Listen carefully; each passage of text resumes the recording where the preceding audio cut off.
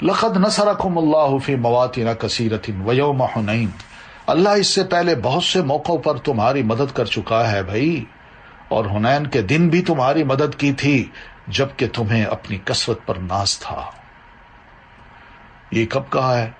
جبکہ تیاری ہو رہی ہے اب تبوک کی طرف جانے کی، اور اس سے پہلے یہ آیات اللہ نے نازل فرمائی کہ حنین کے دن بھی اللہ تمہاری مدد کر چکا تھا جبکہ تمہیں اپنی کثرت پر ناز تھا، مگر وہ کثرت تمہارے کسی کام نہ آئی، اور زمین اپنی فراخی کے باوجود تم پر تنگ ہو گئی اور تم پیٹھ دکھا کر بھاگ کھڑے ہوئے۔ یہاں معاملہ الٹ گیا تھا۔ یعنی آپ اندازہ کیجئے کہ مسلمانوں کی فوج تقریباً 12,000 ہے، یعنی 8,000 تو وہ مسلمان جو مدینہ سے مکہ آئے اور آپ نے مکہ فتح کیا، اور پھر اس کے بعد مکہ میں ہی رہتے ہوئے 4,000 لوگ جو مسلمان ہوئے، بہت سے اور ہوئے، تو 4,000 کو آپ نے اس فوج میں شامل کیا اور حنین کی طرف چل پڑے۔ اور یہاں پر جب نکل رہے ہیں تو سب کو یہ اپنی کثرت پہ ناز ہے کہ میدان احد میں اتنے ہم لوگ نہیں تھے، میدان بدر میں اس سے کم تھے، خندق میں بھی زیادہ نہیں تھے، لیکن آج تو اتنے ہیں، کون ہمارا مقابلہ کرے گا؟ لیکن ادھر بنو حوازن کے لوگ، انہوں نے مسلمانوں کی فوج کو آتے دیکھا تو ارد گرد کی جھاڑیوں میں چاروں طرف وہ پھیل گئے، اور ان کی تعداد صرف 4,000 تھی، اور چاروں طرف سے جب مسلمان بیچ میں آ گئے تو چاروں طرف سے انہوں نے تیروں کی بوچھاڑ کر دی اور مسلمان تتر بتر ہو گئے۔ معاملہ بالکل الٹ گیا۔ یعنی فتح مکہ کے موقع پر 12,000 مسلمان 12,000 ہیں اس لڑائی میں، ٹھیک ہے، اور وہ 4,000 ہیں، یعنی گویا کہ ان کا ایک آدمی مسلمانوں کے 3 آدمیوں پر بھاری ہو گئے۔ اور پھر اس کے مقابلے میں آپ جنگ بدر کو دیکھیے، وہاں مسلمان 313 ہیں اور جو کفار ہیں وہ 1,000 سے زیادہ ہیں۔ وہاں ایک مسلمان 3 مقابل کے مقابلے میں جیت رہا تھا۔ تو بالکل معاملہ اللہ نے الٹا دیا۔ تو یہاں یہی بات فرما رہے ہیں، ان حالات میں بھی پھر میں نے تمہاری مدد کی۔ ثم انزل اللہ سکینتہ، وہ مدد ایسی تھی کہ پھر اللہ نے اپنے رسول پر اور مومنوں پر تسکین نازل فرمائی اور ایسے لشکر اتارے جو تمہیں نظر نہیں آتے تھے، یعنی فرشتے اتار دیے۔ وعذب الذین کفروا، اور کافروں کو سزا دی، اور کافروں کا یہی بدلہ ہے۔ ثم یتوب اللہ من بعد ذلک علی من یشاء، پھر اس کے بعد اللہ جسے چاہتا ہے توبہ کی توفیق دے دیتا ہے، اور وہ درگزر کرنے والا اور رحم کرنے والا ہے۔ یا ایھا الذین آمنوا، اے ایمان والو، مشرک ناپاک لوگ ہیں، لہذا اس سال کے بعد وہ مسجد حرام کے قریب بھی نہ پھٹکنے پائیں۔ بس اس سال اجازت ہے، اگلے سال سوال ہی پیدا نہیں ہوتا۔ 4 مہینے جو ہی گزریں گے ختم۔ اور اگر تمہیں مفلسی کا ڈر ہو، یعنی تم سوچو کہ بھئی مکہ سے اگر ان کو ہم نکال دیں تو وہاں بزنس کیسے چلیں گے، لوگ تو بھوکے مر جائیں گے، کاروبار ختم ہو جائے گا۔ اگر تمہیں مفلسی کا ڈر ہو تو اللہ اگر چاہے تو جلد ہی تمہیں اپنی مہربانی سے غنی کر دے گا، اور اللہ سب کچھ جاننے والا اور حکمت والا ہے۔ بس اتنا سمجھ لیجئے، رزق کی تقسیم مخلوق کے ہاتھ میں نہیں ہے۔ ایسا ہی ہوا، ان کو نکالا، پھر سارے عرب کے لوگ مسلمان ہو گئے اور مکہ کی طرف غلے آنے لگ گئے۔ پھر اللہ نے باقی کے ممالک کو بھی فتح کر دیا۔ قاتل الذین لا یؤمنون باللہ ولا بالیوم الآخر، اور اہل کتاب میں سے ان لوگوں کے ساتھ جنگ کرو جو نہ اللہ پر ایمان لاتے ہیں، نہ آخرت کے دن پر، نہ ان چیزوں کو حرام سمجھتے ہیں جو اللہ اور اس کے رسول نے ان پر حرام کی ہیں، اور نہ ہی دین حق کو اپنا دین بناتے ہیں، یہاں تک کہ وہ اپنے ہاتھ سے جزیہ ادا کریں اور چھوٹے بن کر رہنا گوارا کر لیں۔ یہ بھی وہی مدینہ کے ارد گرد جو جو تھے، ہر وقت سازشوں میں مبتلا رہتے تھے۔ تو ایسے لوگوں سے اللہ تعالیٰ نے فرمایا اب لڑو۔ اب ان کی دیکھیے جو بدعقیدگی ہے، اللہ اس کو واضح کر رہا ہے، ریزنز بتا رہا ہے۔ وقالت الیہود عزیر ابن اللہ، یہودی کہتے ہیں عزیر اللہ کا بیٹا ہے، اور نصارہ کہتے ہیں کہ مسیح اللہ کا بیٹا ہے۔ یہ تو ان کے منہ کی باتیں ہیں، یعنی منہ سے کہہ دینے سے کوئی اللہ کا بیٹا نہیں بن جاتا۔ یضاہئون قول الذین کفروا من قبل، وہ ان کافروں کے قول کی ریس کر رہے ہیں جو ان سے پہلے تھے، ان کی نقالی کر رہے ہیں۔ وہ کہا کرتے تھے کہ اللہ کی بیٹیاں ہیں اور انہوں نے بیٹے بنا لیے، اللہ انہیں غارت کرے، یہ کہاں سے بہکائے جا رہے ہیں، کتاب ان کے پاس ہے، سب کچھ ہے۔ اتخذوا احبارهم ورهبانهم اربابا من دون اللہ، انہوں نے اپنے علماء اور درویشوں کو اللہ کے سوا اپنا رب بنا لیا، اور مسیح ابن مریم کو بھی۔ عدی ابن حاتم رضی اللہ تعالیٰ عنہ جب مسلمان ہوئے، کرسچن تھے، تو انہوں نے یہ آیت پڑھی اور نبی علیہ السلام سے عرض کی، اللہ کے رسول، ہم نے تو اپنے احبار اور رہبان کو کبھی رب نہیں مانا اللہ کو چھوڑ کے، تو یہ کیسے ہے؟ آپ نے فرمایا، کیا وہ تمہیں جب کچھ کہتے تھے کہ یہ حلال ہے، یہ حرام ہے، یہ کرو، یہ نہ کرو، یہ جائز ہے، یہ ناجائز ہے، تو تم ان کو قبول نہیں کر لیتے تھے؟ انہوں نے کہا ہاں۔ ان کا یہی تو رب بنانا ہے۔ مراد یہ ہے کہ جب تمہارے پاس دین تھا، کتاب تھی، رسول کی تعلیمات تھیں، تو تمہارا دماغ ادھر کیوں نہیں گیا؟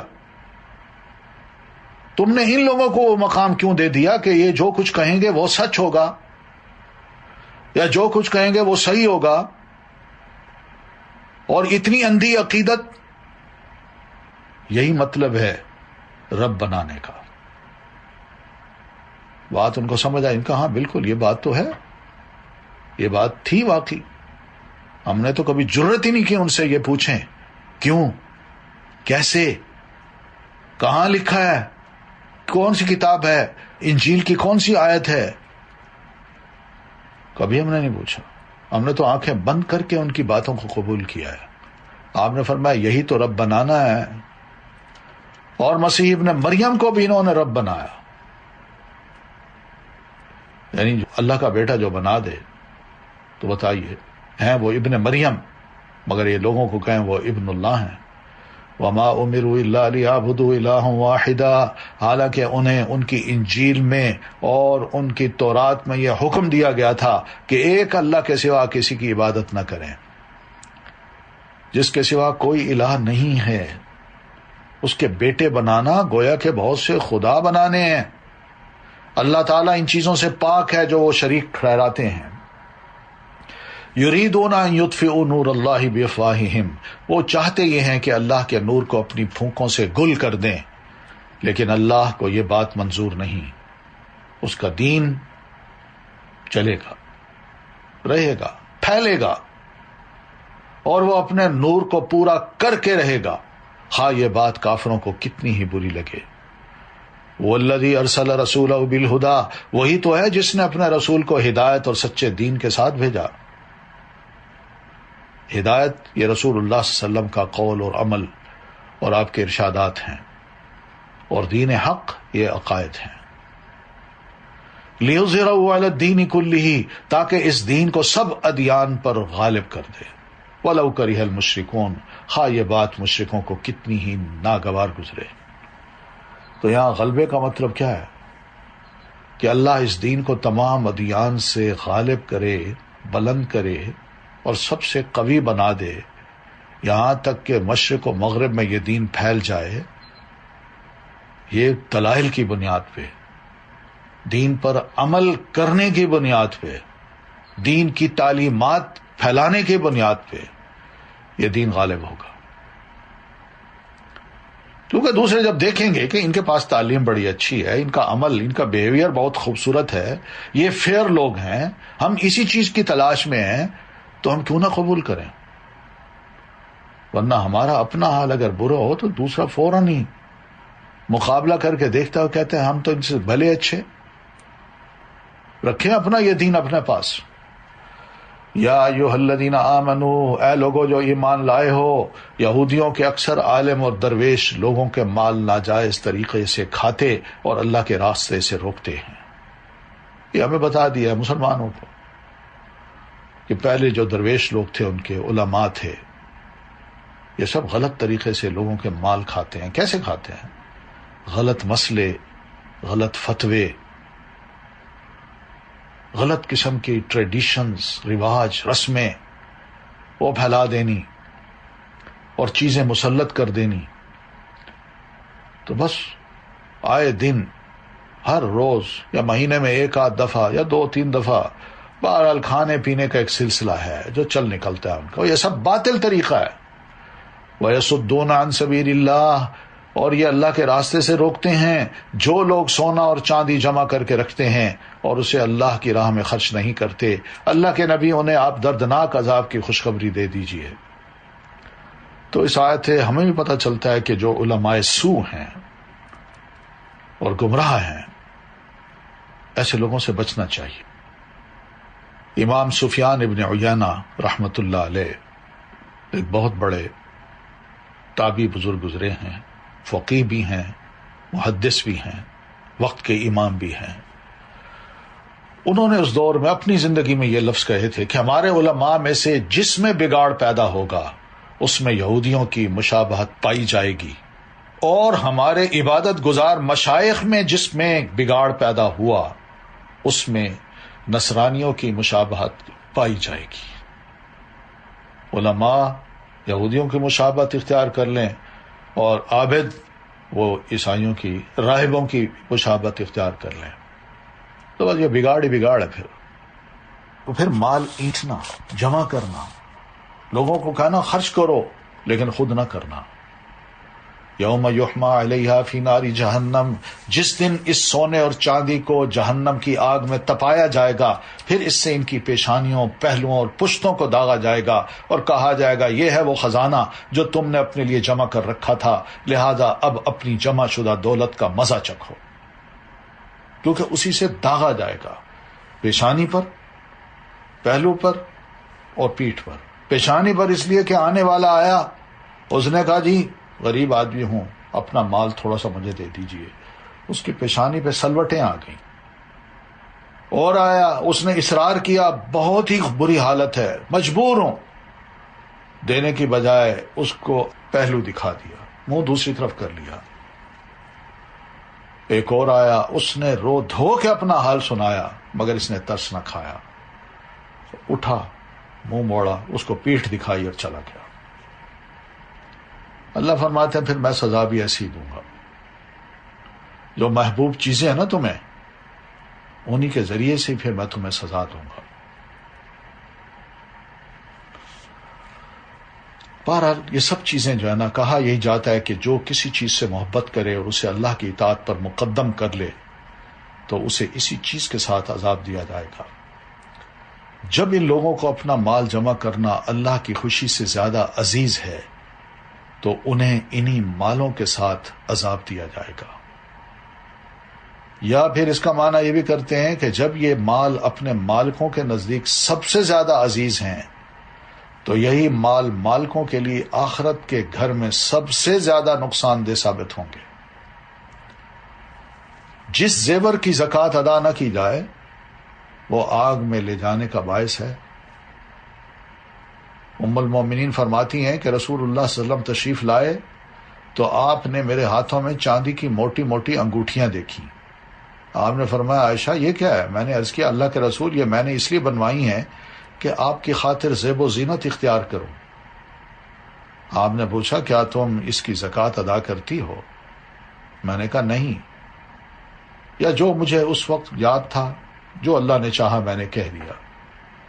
آپ نے فرمایا وہ حسبک من النار، تمہیں جہنم میں لے جانے کے لیے پھر یہی کافی ہے.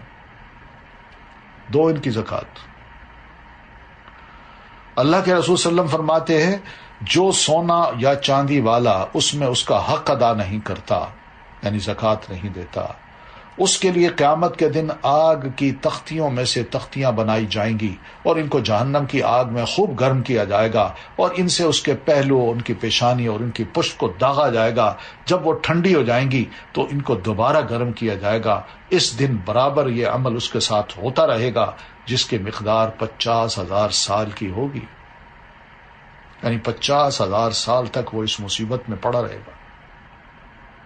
ان عدت الشہور عند اللہ 12 شہرا، جس دن اللہ نے آسمان اور زمین کو پیدا کیا اس دن سے اللہ کے نوشتہ کے مطابق، اللہ کے لکھے ہوئے کے مطابق اللہ کے ہاں مہینوں کی تعداد 12 ہی ہے. کیلنڈر اللہ نے خود بنایا بھائی، اور یہ 1500 سال پہلے قرآن مجید نے ہمیں اس بات سے آگاہ کیا ہے، جن میں 4 مہینے حرمت والے ہیں، یہی ایک مستقل ضابطہ ہے۔ ذالک الدین القیم، یہ لگا بندھا ایک قانون ہے کہ ان 4 مہینوں کی حرمت بھی کرنی ہے، اور سال کے 12 مہینے ہوں گے، 12 مہینے 1 دن 2 دن یا 2 ہفتے نہیں ہوں گے، لہذا ان 4 مہینوں میں لڑائی ناحق ہے۔ اپنے آپ پر ظلم نہ کرو، اور مشرکوں سے سب مل کر لڑو جیسے وہ تم سے مل کر لڑتے ہیں، اور جان لو کہ اللہ پرہیزگاروں کے ساتھ ہے۔ انما النسیء زیادۃ فی الکفر، مہینوں کو، ان حرمت کے مہینے کو سال کے بعد دوسرے مہینوں کے ساتھ آگے پیچھے ہٹا دینا ایک مزید کافرانہ حرکت ہے، جس سے کافر گمراہی میں پڑے رہتے ہیں۔ یحلونہ عاما ویحرمونہ عاما، وہ ایک سال تو کسی مہینہ کو حلال کر لیتے ہیں اور دوسرے سال اسی مہینہ کو حرام کر لیتے ہیں، تاکہ اللہ کی حرام کردہ مہینوں کی گنتی پوری کر لیں اور اپنے ناجائز کام بھی کر لیں۔ اس طرح وہ اس مہینہ کو حلال کر لیتے ہیں جسے اللہ نے حرام کیا تھا۔ ان کے لیے ان کے برے اعمال خوشنما بنا دیے گئے، اور اللہ کافروں کو سیدھی راہ نہیں دکھاتا۔ سمجھے نا؟ تو بہرحال یہ نسی ہے۔ کوئی یہ کہے گی جمعے کا دن آپ جو نماز ہے وہ اتوار کے دن کر لیں، اس لیے کہ اتوار کے روز سب کٹھے ہوتے ہیں، گھروں میں چھٹی ہوتی ہے، لوگ آ جاتے ہیں، یہ پھر وہی نسی کی بات ہے۔ یا ایھا الذین آمنوا، اے لوگو جو ایمان لائے ہو، تمہیں کیا ہو گیا ہے کہ جب تمہیں کہا جائے کہ اللہ کی راہ میں جہاد کرنے کے لیے نکلو تو تم زمین کی طرف بچ جاتے ہو؟ یعنی تمہیں راحت، آرام یہ زیادہ پسند ہے؟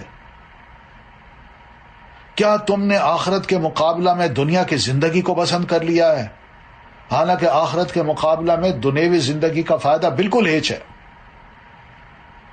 تو بہرحال یہ عقل مندی نہیں ہے کہ دنیا کی راحت کو آخرت کی راحت پر ترجیح دی جائے۔ اللہ نے ڈانٹا اس سے۔ آخرت کے فائدے میں دنیا کا نقصان وہ زیادہ بہتر ہے۔ آپ فرماتے ہیں من طلب الدنیا اضر بالآخرہ، جس نے دنیا طلب کی اس نے اپنی آخرت کو نقصان پہنچایا۔ ومن طلب الآخرہ اضر بالدنیا، اور جس نے آخرت کا مطالبہ کیا اس نے اپنی دنیا کو نقصان دیا۔ فأضروا بالفانی للباقی، پس تم باقی رہنے والی آخرت کی خاطر فنا ہونے والی دنیا کا نقصان ہونے تو اس کو برداشت کر لو۔ اس لیے فرمایا الا تنفروا، اگر تم نہ نکلو گے جہاد کے لیے تو اللہ تمہیں دردناک سزا دے گا، پھر دشمن تم پر غالب آ جائے گا۔ وَيَسْتَبْدِلْ قَوْمًا غَيْرَكُمْ، اور تمہارے علاوہ دوسرے لوگ لے آئے گا اور تم ان کا کچھ نہ بگاڑ سکو گے، اور اللہ ہر چیز پر قادر ہے۔ الا تنصروہ، اگر تم اس نبی کی مدد نہ کرو گے تو سنو، اس سے پہلے اللہ نے اس کی مدد کی جب کافروں نے اسے مکہ سے نکال دیا تھا، جبکہ وہ دونوں غار میں تھے اور وہ 2 میں سے دوسرا تھا، اور اپنے ساتھی سے کہہ رہا تھا کہ ابو بکر غم نہ کرو، اللہ ہمارے ساتھ ہے۔ تو نبی علیہ السلام نے سیدنا ابو بکر کو فرمایا لا تحزن۔ حزن کس کو کہتے ہیں؟ کسی کے بارے میں مستقبل کا دل میں خوف کہ ان کو کوئی نقصان نہ ہو جائے، تو اس کا غم ہوگا مجھے۔ تو ابو بکر رضی اللہ تعالیٰ عنہ کو اپنا خوف نہیں تھا، بلکہ یہ غم کھایا جا رہا تھا کہ کہیں اللہ کے رسول کو کوئی تکلیف نہ پہنچے۔ یہ لا تحزن کا معنی۔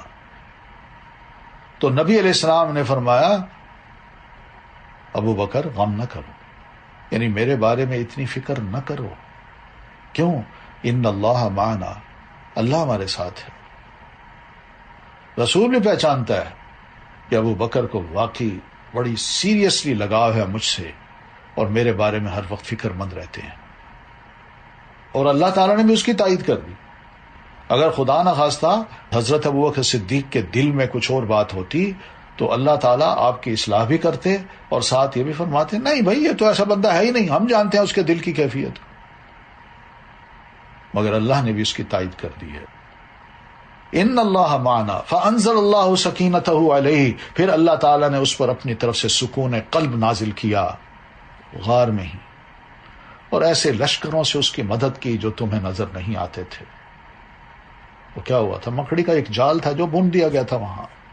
یہ اللہ کا ایک لشکر ہے.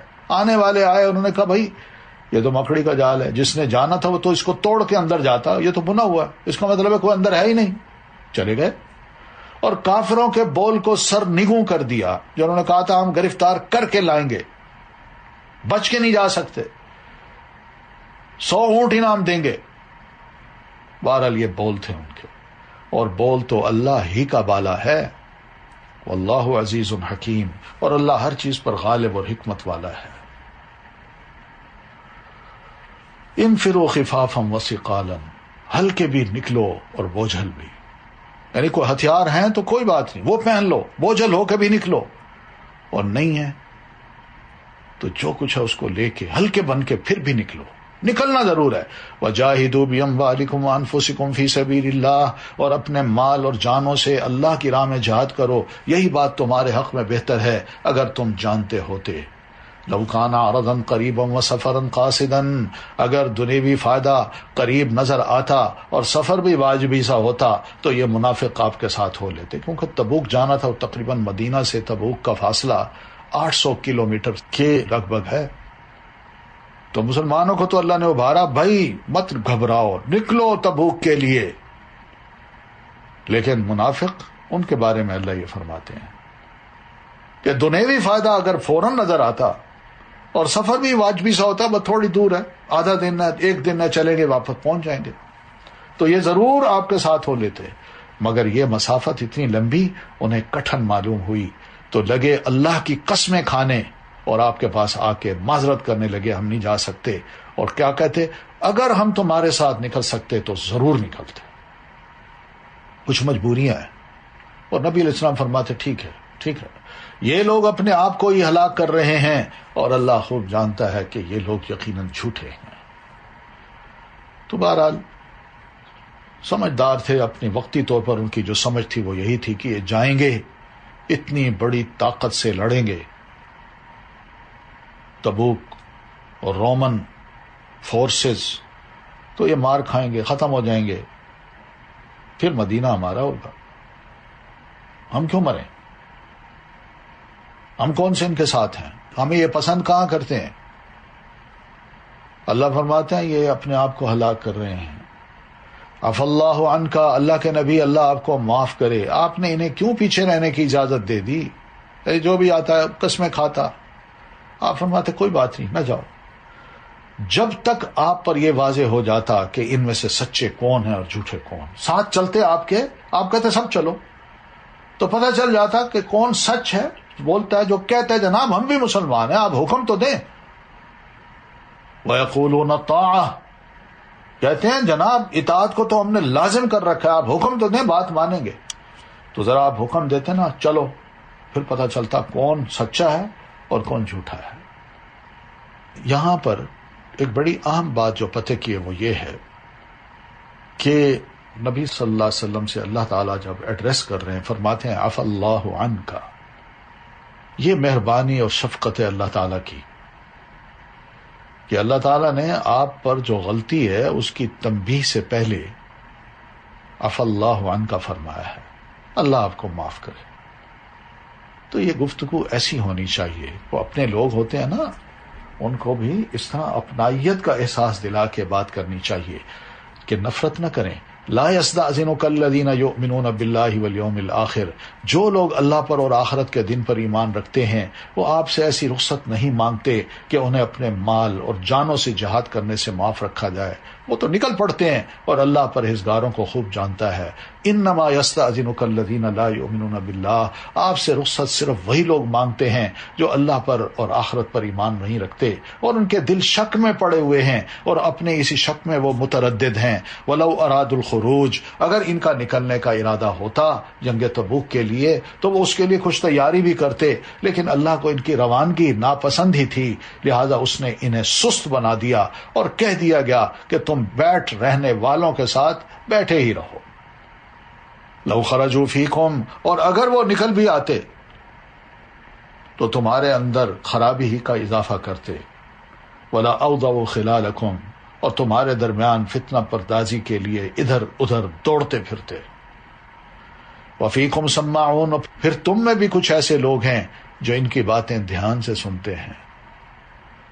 دھیان کرو، یہ جھوٹے لوگ ہیں اور اللہ ایسے ظالموں کو خوب جانتا ہے.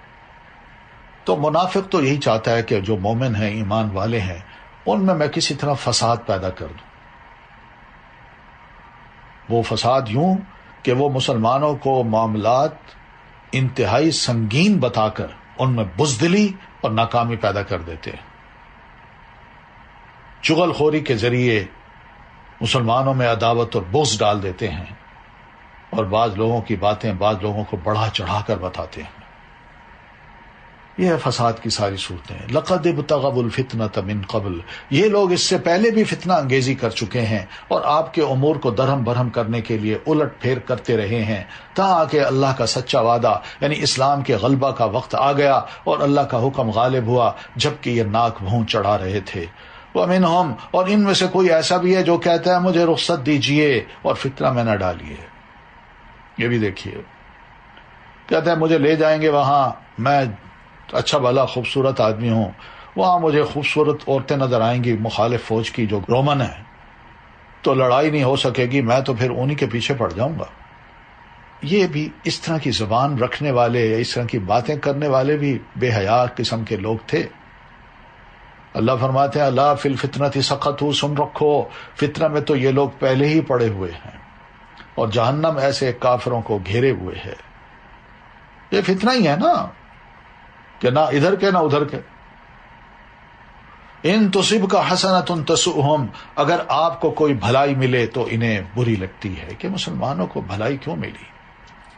وَإِن تُصِبْكَ مُصِيبَةٌ، اور اگر کوئی مصیبت آ پڑے تو کہتے ہیں ہم نے تو اپنا معاملہ پہلے ہی درست رکھا تھا، ہم تو بڑے سیانے لوگ تھے، ہم سمجھدار ہیں، ہم نے کہا ہم نہیں جانتے اس لیے ہم بچ گئے.